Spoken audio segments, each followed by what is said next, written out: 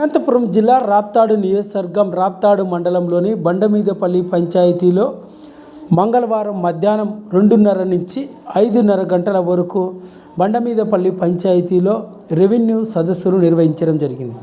ఈ సదస్సులో రాప్తాడు ఎమ్మెల్యే పరిటాల సునీత ముఖ్య అతిథిగా హాజరై స్థానిక బండమీదపల్లి గ్రామంలో రైతులు గ్రామస్తులు ఎదుర్కొంటున్న భూ సమస్యలను అర్జీ రూపంలో తీసుకోవడం జరిగింది. ఈ సందర్భంగా అక్కడ ఏర్పాటు చేసిన సమావేశంలో రాప్తాడు ఎమ్మెల్యే పరిటాల సునీత మాట్లాడుతూ ఆంధ్రప్రదేశ్ రాష్ట్రంలో కూటమి ప్రభుత్వం ఏర్పడిన తర్వాత రైతులు గ్రామస్తుల భూ సమస్యలు పరిష్కరించాలనే ఉద్దేశంతోనే రాష్ట్ర ప్రభుత్వం ప్రతిష్టాత్మకంగా రెవెన్యూ సదస్సులు నిర్వహిస్తుందామన్నారు.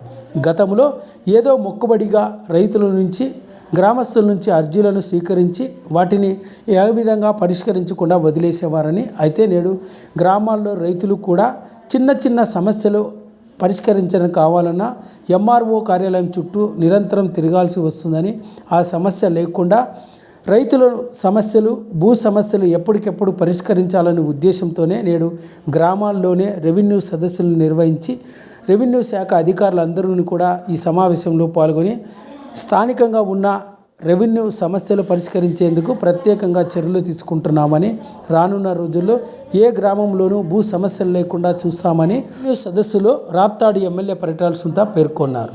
అదేవిధంగా స్థానిక గ్రామంలో ఇళ్ల కోసం దరఖాస్తు చేసుకున్న వారికి ఇళ్లను కూడా శాంక్షన్ చేస్తామని రాప్తాడు ఎమ్మెల్యే పరిటాల సునీత పేర్కొన్నారు. ఈ కార్యక్రమంలో రెవెన్యూ శాఖ అధికారులు, అనంతపురం రూరల్ డిఎస్పీ వెంకటేశ్వర్లు తదితరులంతా కూడా పాల్గొన్నారు.